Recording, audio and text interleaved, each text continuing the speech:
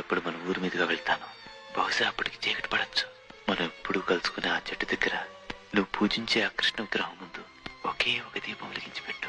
నువ్వు నా కోసం కాచుకున్నావని అది చూసి నేను గ్రహిస్తాను. వెంటనే నీ దగ్గరకు పరిగెత్తుకుని వస్తాను. మన చెట్టు కింద ఒక దీపం లేకపోతే నీకు పెళ్ళై భర్తతో సంతోషంగా ఉంటున్నావని అనుకుంటాను. దీర్ఘ సుమంగళిగా పిల్లా పాపలతో నువ్వు జీవితం గడపాలని మనసారా కోరుకుంటూ నేను వెళ్ళిపోతాను. ఇట్లా మురళి.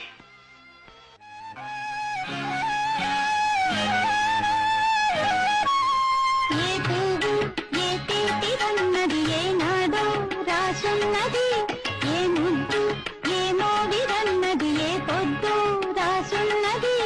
బంధాలై పెనవేయు వయసుకు అందాలే దాసోహమనగా, మందారం విరబూయు పెదవులు మధువులనే చవి చూడమనగా.